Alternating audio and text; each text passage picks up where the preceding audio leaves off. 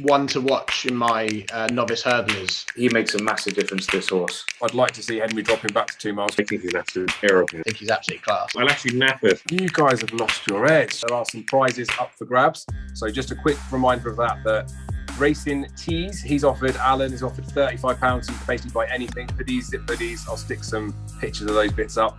And Lloyd, I can't remember what he's let me buy off of him. Maybe 35 quid as well. But so you can get the stockings, the mugs, socks, all that sort. The way you're going to win that prize is you're going to name the winners of the Christmassy Grade 1s. I'll put a list in the comments below. You can just add in your selections. And whoever gets the most winners, doesn't matter about SPs, will win the voucher.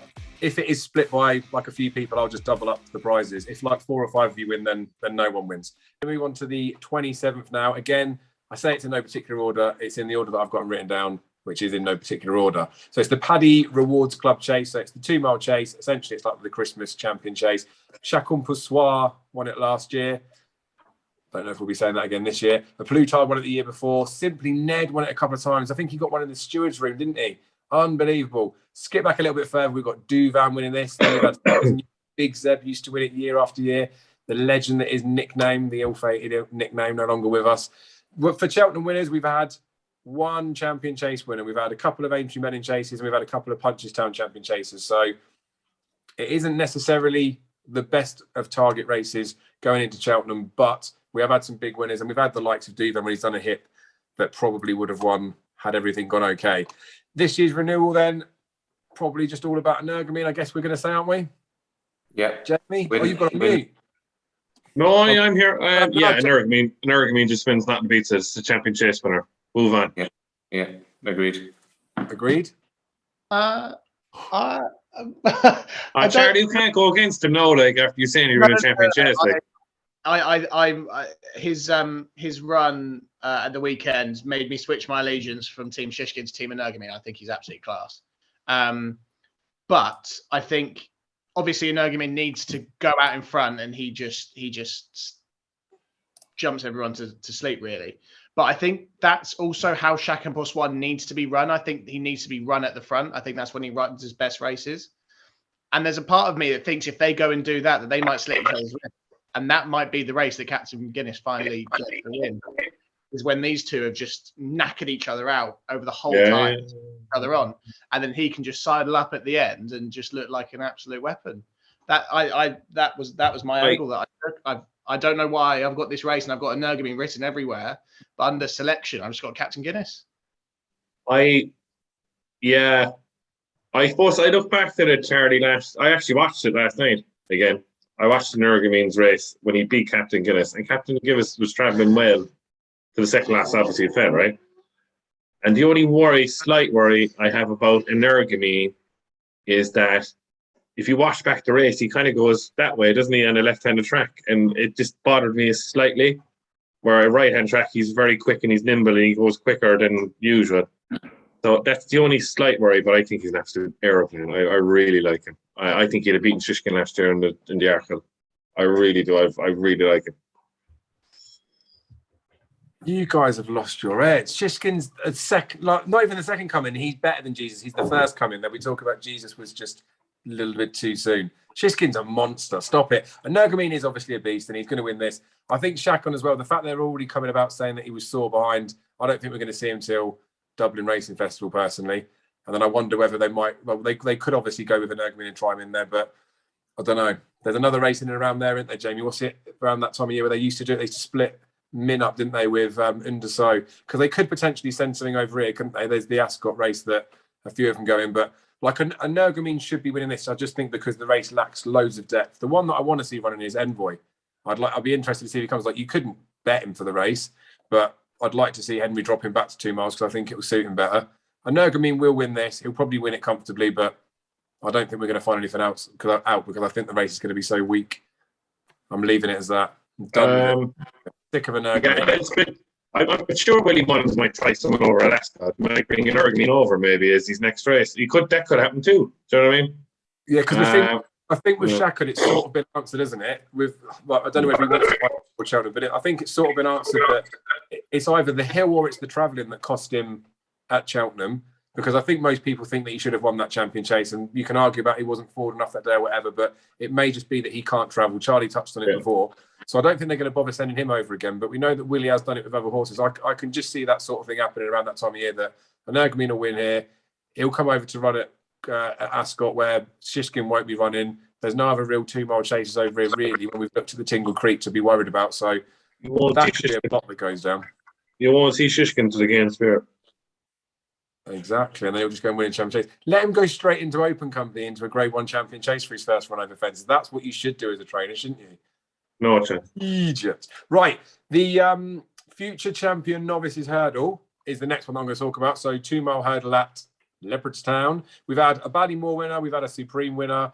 The Supreme winner was obviously Appreciated that won the race last year. We've had a few Punchestown champion novice hurdle winners. So that's quite a nice one to think about and look back on, that some of these horses don't necessarily go to Cheltenham, but we forget about these Grade 1s sometimes when we get to Punchestown, because again, the recency bias, we're looking at what's happened at Cheltenham. Hurricane Fly won this race back in the day. He went and won at Punchestown. Jet Ski did the same, I think. Legends like Lon Jog, he passed away at Cheltenham as well, didn't he? But Appreciate obviously dotted up last year, won nicely. I'll kick off straight with you, Jamie, on this. What do you fancy for the future champion Novices Hurdle? I was really disappointed 3 Strike Light didn't run. The last day, I know they were protecting him with the ground, which is fair enough. I'd be very interested in him if he runs here. Do I think he's a supreme horse? I don't think so, but sometimes you don't mind an all 2 mile Grade 1 winner going up and trip, because they have to face in 2 miles and they have to face at the end after the Ballymore, because they go slow to start at the Ballymore. He'll be my selection, 3 Strike Life if he runs. After that, I suppose you'd have to give Mighty Potter a chance after, if it's properly run race this time. But the problem in Ireland at this time of year, like, is it going to be a truly run race, like in a 2 mile race at Leopardstown? Very rarely. So I think, because if they go slow to starting it, he stays very well, in my opinion. 3 Strike Life, he'll be 3 Strike Life for me, yeah. Yeah, and I guess obviously like Kilcrit would have been, like, if we'd have thought about this before the weekend's run, we'd be thinking, oh, this would be the race that Kilcrit's going to go in. I suspect they will come in, because Willie wasn't like overly disappointed in the fact that he got beat, like thinks he ran his race, thinks he bumped into one. So obviously the fact that if the winner that day, Largy debut comes and he'd be the one that should potentially be favourite for it. The thing with Kilcrit is, like, just to touch on him, I think we talked about, or loads of people have said it before anyway, but not stats are obviously there to be broken, aren't they? But we know that 7-year-olds have a pretty poor record when it comes to your Ballymores and your Supremes. Kilcrit and Sir Gerhard will both be 7 when it comes to Cheltenham. Kilcrit was entitled to be that bit more forward as a bumper horse because he'd already run in a bumper the year before. So, like, him, I'm not saying that I was expecting him to get beat or anything, but the fact that he's like literally such a short price on hurdle debut, everyone expects that he's going to have like massive stepping stone of progression just over a summer, probably wasn't as likely to happen. He's going to strip fit for a run, but like obviously it was a shock. It's a 1-14 poke getting beat in it, but I just think there's got to be something else in the 2 mileage division. Again, it's with Willie because he's not had too many out. Maybe there might be something that comes out this weekend that's still got time to recover to run like in a maiden hurdle. But I think probably Largy debut, hopefully, can just run in here again and then can just go and dot up in here and then can be taken as a serious horse, because he was off from a monster layoff to go and do what he did. So if anyone's entitled to come forward from the run, you would expect it to be Largy debut.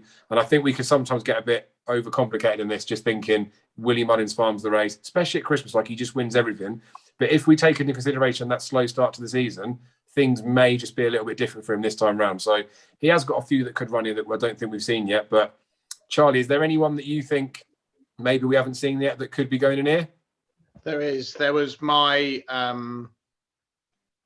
my kind of one to watch in my novice hurdlers, and he's finally been entered. He's eligible for bumpers still because he ran 2, one in March, one in April. But it's Dark Raven.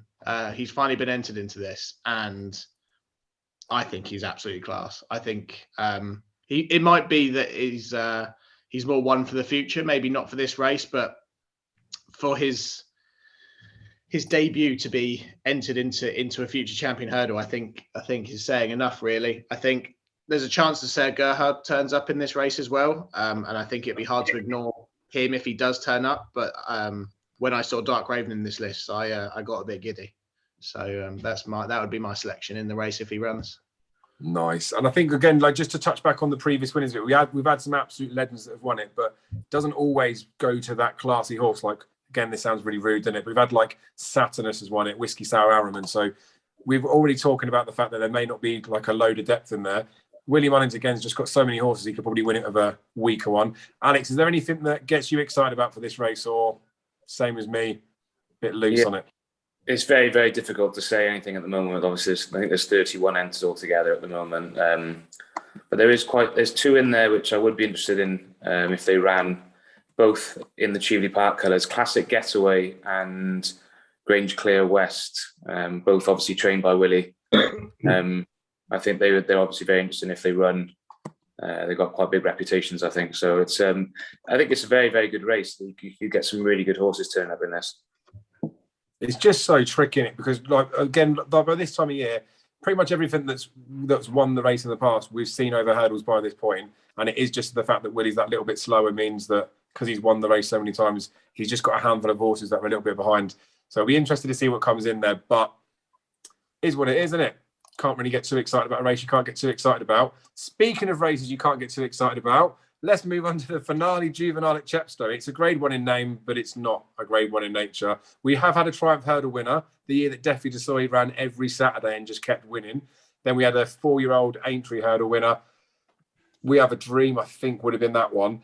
But we've had some good horses in the past that have won it. I say good horses, we've had some okay horses. I've just mentioned Defi. Bristol de May won it back in the good old days. Adagio won it last year, so ran well in the spring festivals without winning.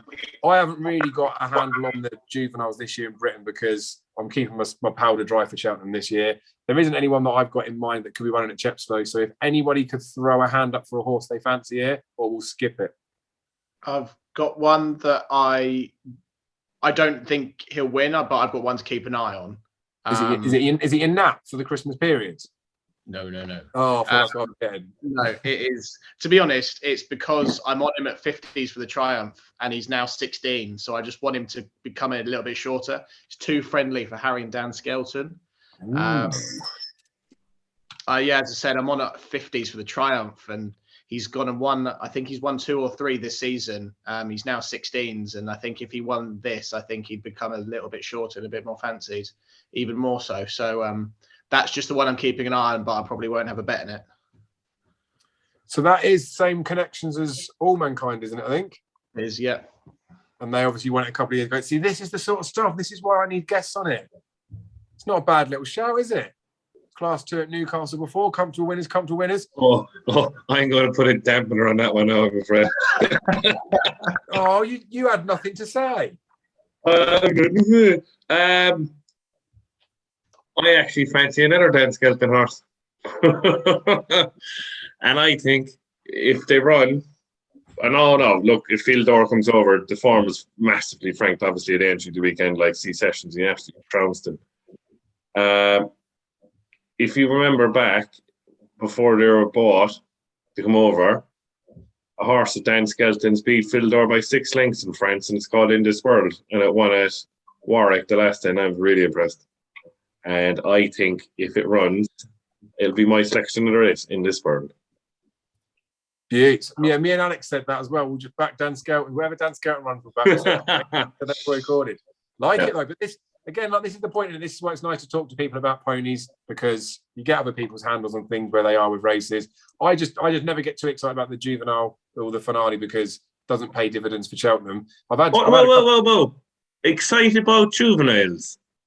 You were absolutely crazy about Nassalam last year, and look at where that got you.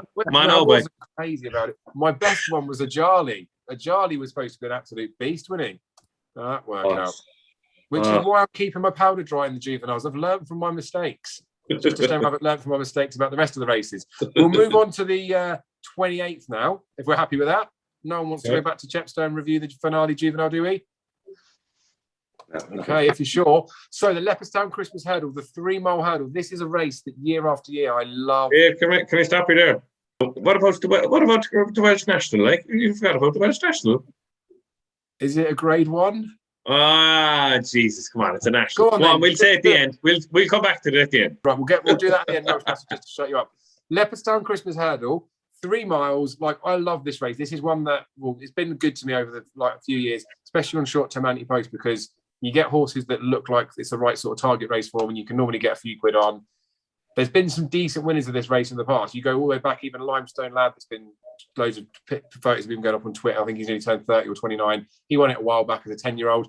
Apple's Jade won it 3 years on the spin. Vroom Vroom Mags won it. Florin Porter won it last year. And Florin Porter is the first horse of our list since the 2000s that actually went on to win a race at Cheltenham. In fact, it's the only one that's gone on and won a festival race after, because Vroom Vroom Mag and Apple's Jade, they've got beat when they went over that. There's just not been the best form lines after. They've won at Cheltenham and then they've come and won it in the same season. So can potentially say that, but there's probably nothing in that. So this is the race where, more than anything, like I probably won't be having a bet in it, even though I've just said I do all right in it, because I just want to watch what they do with Abracadabras. Like, I agree with Jamie, the track shouldn't particularly suit him, but like all eyes for me are on just him. Now, hopefully Willie Mullins is going to send Classical Dream here, and then hopefully Classical Dream is going to be the obvious one, and then he's going to dot up, and then it means nothing for Cheltenham because the form doesn't go in there. But I'm just excited more than anything in this, just to see the likes of Florin Porter, Classical Dream, Sideburn, they'll probably run, just see all those horses going up against each other, and then just keeping my eye on what Abracadabras does in the background, just loitering around. There was one a few years ago, another Reekie horse. I don't know if it was behind Vroom Vroom Mag. It was a monster price. They finally started stepping up in trip. I can't remember the name of it. I'll have to quickly have a look when we come back to that. But there was one that was a really eye-catching horse at a massive price that ran well in here. But I think Abracadabras will be the one that I've got my eye on. I don't know how many times I've said Abracadabras, but we'll do a little count at the bottom of the screen. Jamie, you said that Abracadabras won't like it, be too quick for him. So who does win the Leopardstown Christmas Hurdle? Because this is going to be a big pointer towards Cheltenham, I think, despite the fact that the winner doesn't win at Cheltenham. Yeah, it's true, Dave. I don't know. It's backfiring a mission, this race for me. I just hope, like, I suppose I hope, really, to be honest with you, that Classical Dream backs up the way he absolutely won, like an absolute good horse on his day. He is, like, do you know what I mean? Like, I was really impressed with Punchestown, but the only thing in Punchestown, it reminds me, it's just like Aintree. It's just they're back in grade ones, and all the rest of them had bad, hard seasons. Now he was well punted that day, obviously, but I just want to see him back it up. He's so talented, it's unbelievable. He's an absolute head to ball. The one that I'd be interested in, obviously, I like Abracadabras, there's no denying that. I'd say the same as you, but there's one that interests me here, and I hope it runs. And I think it needs to step up to 3 miles. It's actually the Triumph Hurdle winner, Quixilius, because I think this horse is crying out for it. And I think this, slightly disappointed the last day with its running ace, but I think it was just a little prep run to maybe step up and trip. Because I think that Tihupu was actually a decent horse. So if Quixilius come here, I'm very interested. And it's 14-1. And to be honest with you, I think if Classically Dream, we all know it'll win. Abracadabras will be there, thereabouts, second, third, and if Quixilius wins, I definitely back it each way. Interesting. Charlie, what do you make of it? Especially with the fact that we've got Florin Porter, who won the Stairs Hurdle as a 5-year-old. We see, like, year after year, don't we, that something, well, big bucks used to just dot it up. Then you see recently horses have won it, and you sort of expect them to go and win it again next year. Like, in theory, there should be no reason why Florin Porter shouldn't be better than ever this season. I know he fell the last day, but him and Classical Dream looks like on paper it could be a pretty good race, couldn't it? Maybe Classical Dream's form, if you go back through it, when he's winning, it's not really that great. But do you think it's a big match at the top of the market then too, or is there anything else? Yeah, I think so. I think Classical Dream, like, it was very, very impressive, but there's just something about it, as Jamie said, it's at the end of the season and the horses are tired and he was fresh. Like, I want to see it again before I start believing the hype, I guess. Florin Porter probably was going to go and win that race earlier this season that he fell at the second last. And I was flicking through, just saw Ronald pumping here, just each way, just probably. I agree with Calixios. I think he does need a step up in trip. I don't know if he'd be up to this standard just yet, but I can see the angle for it. But yeah, I think if you're going to give me selection, I think it would be Ronald Pump as like a safer bet, because I'd like to see Classical Dream back it up, and Florin Porter he's a nutter. He gets so worked up and he sweats up, and it's just.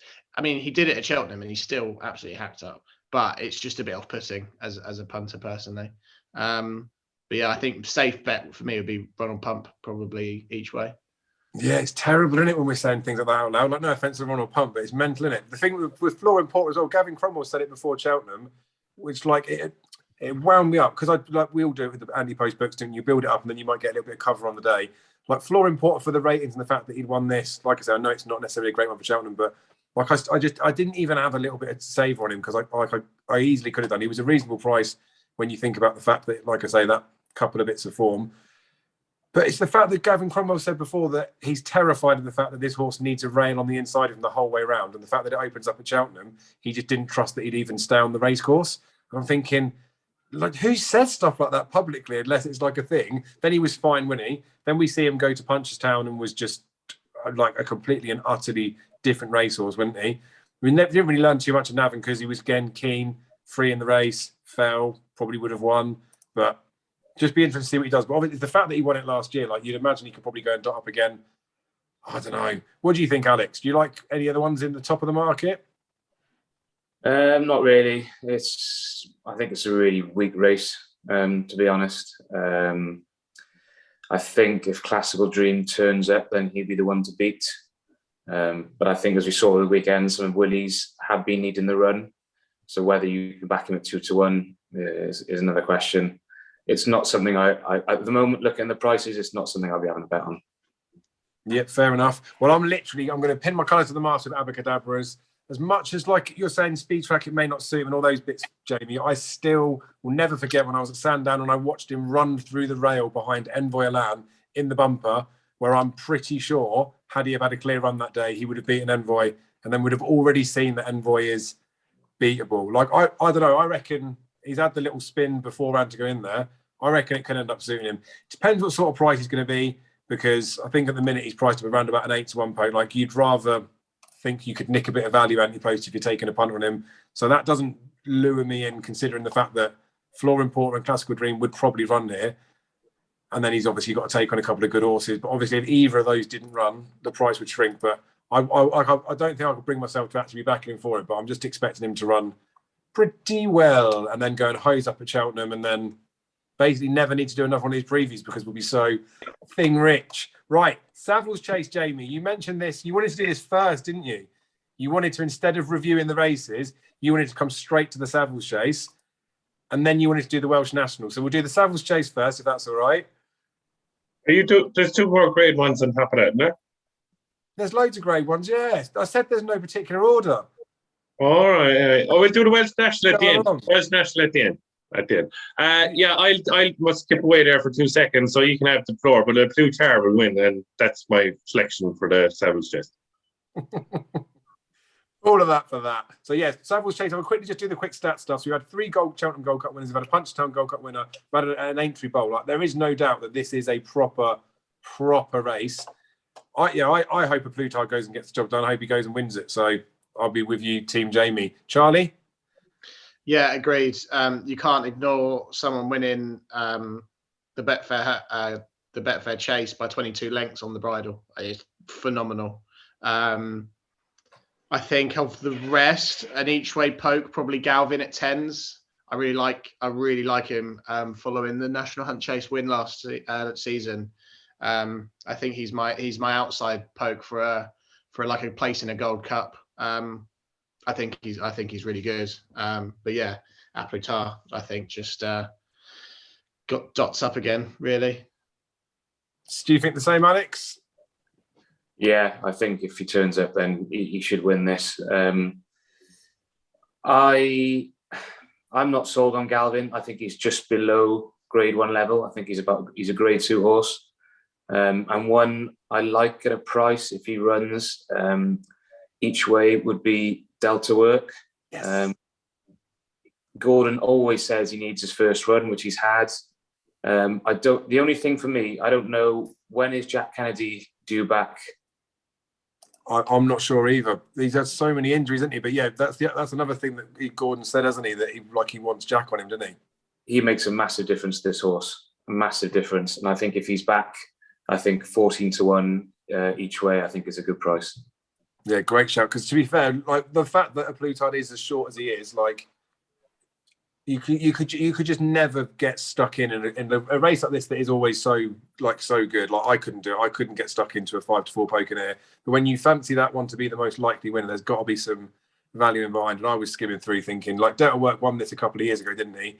I thought his run behind Froden was nice enough, to be fair, because like we say, we know he needs his first run.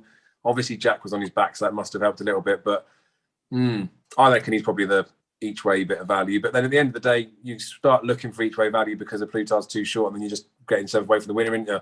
That's why these grade ones, I like them, because you can just sit back and watch, really, can't you? Yeah.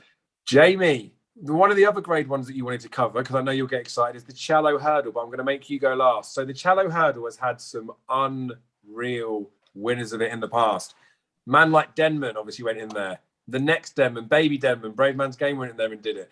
How can you compare Brave Man's Game to Denman? There's loads of decent names in here, but we've never had a Cheltenham winner. Well, since 2000, since I've done it, and there was no mini 2000. We've had like 19 spins of it. We've had a Sefton winner. That's about it. And again, if you think of some of the horses that have won this, you've got Brave Man's Game, Time Hill, Champ in recent years.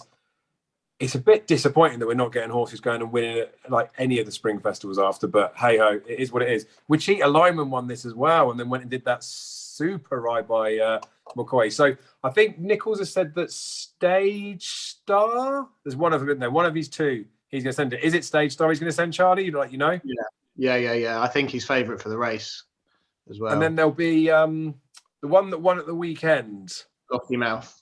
Oh, yeah, sorry, Lossie Mouth. Yeah. He, like, I just suspect that he come and do what Stargate did, maybe come over and try and do it. But do you reckon the Stage Star of Nichols is another sort of like a Brave Man's Game, just too good to win it? I don't think I like Stage Star. I think he's running poor company, and he's won. And to be honest, I don't think he's really won it as well as he should have done. I think Lossie Mouth is a proper horse. He won the Ballymore Winter Hurdle, which is a grade 2 at the weekend. He beat Brave Kingdom, who was tipped up to be like one of the bets of the weekend, and he absolutely annihilated him. I think Lossie Mouth, if he comes over, I think he could burst the bubble of Stage Star. Just not a big fan of him, really. Nice, yeah. Alex, have you, race you given any thought to? Because we haven't got any entries, so we're sort of just working on what trainers have said, I guess. Yeah, no, without the entries, I wouldn't have had a look at this race, so I'll pass on. Jamie, before you get too much of that down, unmute, and what do you fancy in the Challow? Unmute. I mean, the viewers want you to be muted, but if you could unmute for me, that would be good. Sorry, Dave. I didn't realise it. But anyway, I suppose off top mid, I don't like Stage Star. No, I overhyped. I suppose Lofty Mouth was impressive, but the only thing is, it all depends where Hendo puts Jambon and Constitutional Hill. So one of them is definitely going to step up and trip. No, I think that Jambon just reminds me of his brother. I think and Constitution will actually look like Altior to me. So, it's kind of a catch-22 there. Which one's going to stay and which one is going to... They might run the Supreme, because Hendo has done that before with two horses for second and third to Vautour. I can't remember. Vanito and something else. But I think whoever Hendo sends here, I think looking at the two of them, I could be John because he ran Newbury before. Do you know what I mean? I don't know. I put it, but if you put a gun to my head, I prefer actually. Really, I was in love with that Constitutional Hill. Really impressed me, and I think if he comes here, he'll win. Yeah, see, I was thinking about that with Nicky, where he might send him, and I think John Bond. They've alluded that he's going to run the Ascot weekend, haven't they? The Long Walk weekend. He's going to go in there, which was a race that Nappers Hill was targeted at, which made me think initially, well, John Bond won't turn up then, will he? If Nappers Hill runs for Nichols, which then makes me think that, you know what, maybe John Bond could come here, given what Constitution Hill did. But I reckon Constitution Hill's a Ballymore horse myself. Like, he looks like a freak, doesn't he? I'd like to see him go Tolworth and then step up. Like, I prefer a Tolworth winner to go in the 2.5 mile at Cheltenham or the 2 mile 5. But yeah, it'll be interesting to see what happens with John Bond more than anything, I guess, isn't it? But I don't know. We know, like I said, we've talked about it for horses that won that. There's been some absolute legends that have won it, but in terms of looking for clues towards the spring festivals, who cares about the Challow? We will move on to the Neville Hotel Novices Chase, 3-mile chase at Leopardstown. This will definitely be a decent race this year. RSA, we've had 3 winners out of it. Punchestown Champion Novice Chase, we've had 2 winners out of 3-mile one. We've had a JLT winner in there. Monkfish obviously won it last year. We've had Delta Work that's won it before. Shattered Love, Back in Focus, Don Poli. So there's been some big ones in there. I guess the main thing with a race like this for me is Willie Mullins. We know that he is just a monster. He's got some towards the front of the market, towards the RSA.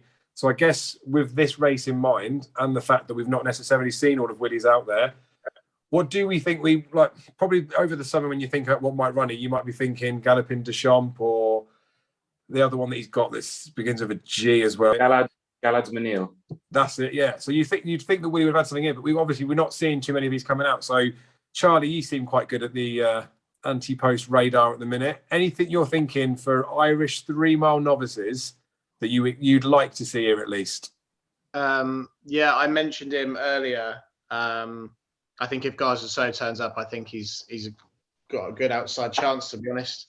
I think he's a proper stayer. And while we're talking on proper stayers and ones we talked about, I think Fury Road might have a chance in this as well. They were my 2 that I kind of highlighted for the race. They aren't really anywhere near the top of the market. I don't know if the markets are out, but I can't imagine those 2 are going to be up there. But they're the ones that caught my eye when I was looking through the entries.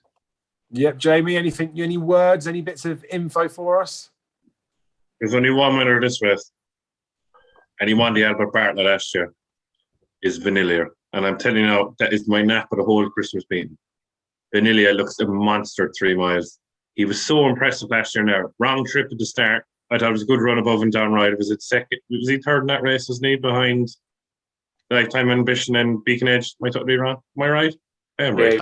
He was third, yeah. Yeah, he was third that day. Yeah. I think this horse is a really good horse. And the further he went in the Bartlett, the better he was. Do you know what I mean? And I like Bartlett horse going chasing the following year. So, yeah, it's Vanillier to me. He's the nap of the meeting for Leopardstown for me. Unbelievable. You've had like 2 sips of that, haven't you? Jesus. Alex, I know we've mentioned a couple of horses there. You've helped me with Galad de Mesnil that I've forgotten, but is anyone that you like the look of? Yeah, I like Galloping Deschamps. I was really impressed with him. He got me out of a hole last Cheltenham. I think it was the Martin Pipe. Really, really impressed with him. And then he went and did it again then, obviously at Punchestown. I think he's a really, really nice horse. Yeah, I think as well, because I'll keep going back to it. We know there was a problem with Willie Mullins. Like, obviously, there was talk that it's probably like a gallop that had to be ripped up, but it's getting close enough to now that like he's probably going to have to start throwing some of these horses into a Grade 1. And the thing is, that like as much as you wouldn't necessarily by design want to get a horse beat, I don't think Willie minds that much with some of these horses. There were some comments when he did a stable tour at the beginning of the season that he talked about Capo Dano as well, being a 3-miler for the season and a horse that any jockey would like. So I guess when he was saying something like that, when he says anything about a horse that's going to stay and a horse that any jockey would like, it made me think that could be his National Hunt Chase horse. Because when he says any jockey will want to ride, it makes me feel like Patrick said, I want to ride this horse when it comes to Cheltenham. So it'd be interesting to see what they do with him. And again, for those sort of things, like you've got to qualify by finishing the top 4 in a sort of a race. You've got to get some experience. You don't have to be winning your race to go win a National Hunt Chase. So I'm sort of hoping that Capo Dano comes here. Willie's just got a whole array of stay and chases, hasn't he, that could be worldies. But again, going back to his comments, he mentioned with Galloping Deschamps that I think he was going to go down the Don Poli route, didn't he? And obviously Don Poli came into this race and won it. So maybe he is the one, isn't he? I can't believe you've napped Vanillier. Unbelievable stuff. I mean, it could be a massive shout. The thing is, you said before you had a sip of that beer that the Welsh National was going to be your nap. So now we've got a nap and a next best. Anywho, before we get on to that, the last great... I roped you in. Yeah. Right, the last great one we've got to cover, you'll be pleased to know, is the Matheson Hurdle, but according to the Leopardstown December Hurdle by name. We've had Sharjah win it. I think he's winning the last 3 on the spin, isn't he? Unbelievable stuff. Last horse to do that was Hurricane Fly. He's been mentioned a few times, although Hurricane Fly had won it 4 times, missed it a year. Punchestown Champion Hurdle, we've had 3 winners of this. We've had a couple of Cheltenham Champion Hurdlers, and we've had an Aintree mid-trip 2.5 miler. Like, there's been some decent winners of this race in the past. Charlie, does Sharjah just win it again? I don't think so. Ooh. I like Tehupu for this. Yeah. Tehupu beat Quilixios by 12 lengths in the Fishery Lane earlier this season, and Zanahiyr beat Quilixios by 5 lengths in the Triumph. But Tehupu's 10-1 and Zanahiyr's 5-1, so it's more of a value play for me. Tehupu, I think he could step up. At least an each way shout at 10s for this run. Nice. It's 4-year-olds still doing it because they don't get the allowances once they jump into Biggie Boy company, don't they? Yeah. I always just have to say it. Sorry to just poo-poo. Alex, anything you've looked at in here that you fancy a bit? I liked Tehupu's last performance as well, but I'd just be worried about these 4-year-olds in Grade 1s. I think was it Monreal the other day in the Newcastle. Yeah. You know, he found it really, really difficult. So Tehupu could have the same issue here. The one that you could give maybe a second chance to. I know a lot of the stable tours at the start of the season, a lot of the previews. If there was one horse, Willie said, for the Champion Hurdle this year, it was actually Echoes in Rain. She was disappointing last time behind Sharjah. But if you forgive that performance, she'll obviously have the mare's allowance as well. I think 6-1 each way could be a decent price. Yeah, she's an interesting one because we looked at it, didn't we, Jamie? We saw the entries for the race that she ran in against Sharjah, and you were saying to me, I've got one for this weekend, but she's going to be a wild price because of the allowances and everything. And then we looked at the bet, and she was 10-11 fab, even though she had to find a stone on Sharjah. But you're right, there's lots of comments about her, isn't there? Loads of anti-post people putting her up as well. So it's hard. It's like I find it a little bit hard to know whether that run was literal because on like ratings and everything, she probably ran up to all known form. But it's the fact that she was well supported and the fact that they've said that she could be tons better. She's definitely an interesting one. The frustrating thing now is like another one of these like after time captain hindsight stuff. I didn't back him, but like Sharjah when he won it last year, you just look at it and just think like, how have you not backed him to win the race? The fact that he's now like a 6-4 repo makes you want to take him on with something, but it's just feels like a very lackluster division. And more than anything, you just see that so many horses just seem to be running scared of taking on Honeysuckle in the 2-mile division, that they're going like some of these best horses are going novice chasing, aren't they? Like I'd have loved to have seen Appreciate just stay over hurdles and just try and serve it up to her, but it's not going to happen. Doesn't even have an entry in here because why would he? He's going novice chasing? But yeah, fairly boring Matheson Hurdle for me this year, but it'll be definitely an interesting watch because I think that, I mean, Sharjah should be winning it, but something's going to catch the eye, I reckon. Like I can't see him necessarily bolting up like he did at the November win that he had, but who knows? I could be wrong about Sharjah. Maybe he's just a better horse than I give him credit for. And let's be honest, he's been placed in a couple of champion hurdles, hasn't he? Maybe he's got his chance. Jamie, anything to add? Not really, no, David. Just agreeing with the lads say. The only thing I will say, and I'll get on to my next best at Christmas, is hopefully Gordon Elliott will split the two of them up, which I think he is. So Tehupu will go here, and my next best will run in that 4-year-old kind of is a second season race at Limerick. What was the name of that? Aspire Delaine won before he won the Champion Hurdle. So this is going on to my next best. It's owned by the Rob Corsman, and I was really impressed with him at Gordon Park. And it's called a horse called Saint Felicien. I think he's an outside pull for the Champion Hurdle, to be honest with you. I really like this horse. They're really hyping up. I know a little bit of hype, too much hype too, but I was really impressed at Gordon Park. So just keep an eye on him at Limerick at Christmas. But I'd be interested. Tehupu each way against Sharjah. Yeah. I mean, no matter how much I cut this up, that's going to be pretty much the end of the video. So there'll be very few people that have watched that. But let's hope it wins and I can clip it and then show it back to people like it's an afterboat. So do you really want to tell us about this Welsh National horse? Secret reprieve for the win, the Welsh National again. And the only horse that will beat it is an Irish horse called the Big Dog. And that's about it. And I'll leave it at that. Happy Christmas.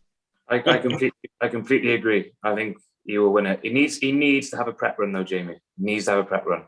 And he's running out of time. Does he need a prep run? I think he'll just win. It. He's just too well handicapped not to win. You can back him with I don't know who I did it with. Sky Bet. I've done with Sky Bet to win the Welsh National and the Grand National double.